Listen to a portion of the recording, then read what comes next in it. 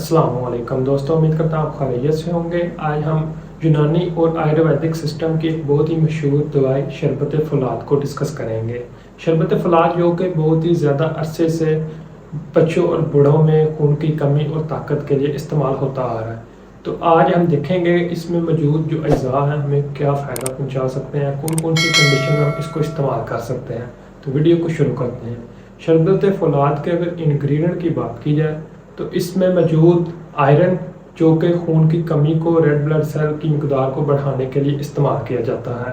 जब खून की कमी होती है तो जिस्म में थकावट, स्किन का कलर पीला, इसके अलावा दिल की धड़कन तेज़, भूख में कमी और जनरल वीकनेस जिस्म में आना शुरू हो जाती है।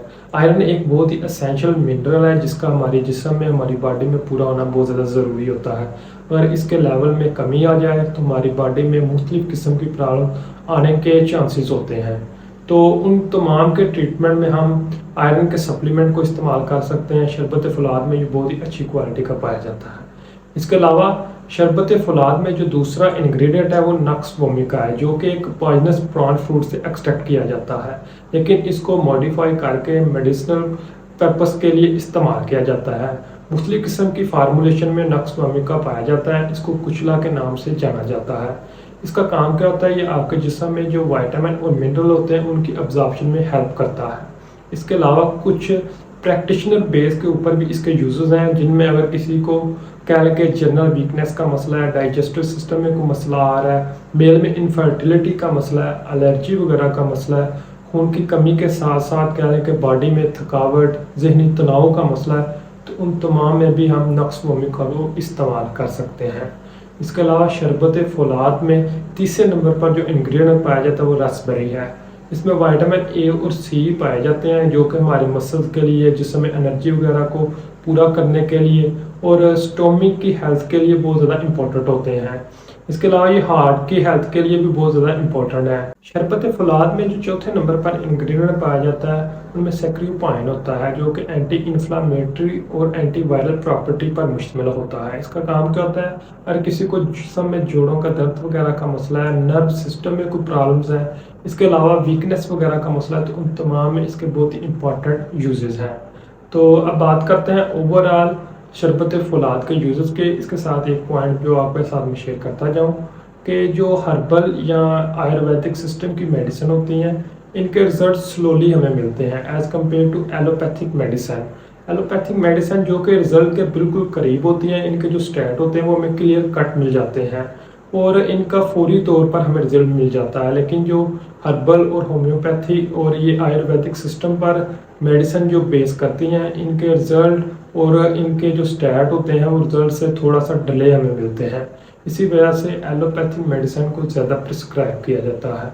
अब बात करते हैं शरबत फौलाद के यूज़ की। शरबत फौलाद जो कि जिगर की इस्लाह के लिए इस्तेमाल किया जाता है। अगर किसी को भूख की कमी वगैरह का मसला है, जिसमें खून के सुरखलियात का लेवल कम है, इसके अलावा बॉडी में जनरल वीकनेस, थकावट वगैरह का मसला है, जहनी तनाव वगैरह का मसला है, तो उन तमाम में शरबत फौलाद को इस्तेमाल कर सकते हैं। शरबत फौलाद अगर किसी को अनीमिया वगैरह का मसला है, रेड ब्लड सेल की कमी का मसला है, तो उनको पूरा करने के लिए भी इस्तेमाल किया जाता है। फीमेल में खून की कमी और असाबी कमज़ोरी को पूरा करने के लिए भी इसको इस्तेमाल किया जाता है। प्रेगनेंसी में भी इसको इस्तेमाल कर सकते हैं और नॉर्मली भी इसको इस्तेमाल किया जा सकता है। बच्चों में खून की कमी और नशन माह के हवाले से भी हम शरबत फौलाद को इस्तेमाल कर सकते हैं। इसके बहुत ही अच्छे रिजल्ट्स हैं। शरबत फौलाद को डिजीज़ के बाद अगर किसी को कमज़ोरी वगैरह का मसला है, भूख में कमी वगैरह का मसला है, तो ऐसे अफराद में भी इसको इस्तेमाल किया जा सकता है। इसके बहुत ही अच्छे रिजल्ट्स हैं। अब बात करते हैं शरबत फौलाद के तरीका इस्तेमाल की और डोज की। इसको हर तरह के अफराद में इस्तेमाल किया जा सकता है, लेकिन ज़्यादातर बच्चों में और बड़ों में इसको इस्तेमाल करवाया जाता है, क्योंकि बच्चों में ग्रोथ के हवाले से इसकी बहुत ज़्यादा इंपॉर्टेंस है और बड़ों में भूख के हवाले से इसकी बहुत ज़्यादा इंपॉर्टेंस है। तो बड़ों में इसको 2 चम्मच सुबह और शाम, बच्चों में 1 चम्मच सुबह और शाम हम इस्तेमाल कर सकते हैं। इसको फ्रूट में, जूस में और पानी में मिक्स करके इस्तेमाल करना ज़्यादा बेहतर है।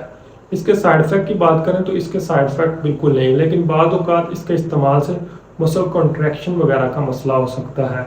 इसी तरह जिन लोगों को किडनी डिजीज़ वगैरह का मसला है या डायबिटीज़ का मसला है, उनको इसको इस्तेमाल करने से पहले डॉक्टर से मशवरा कर लेना चाहिए।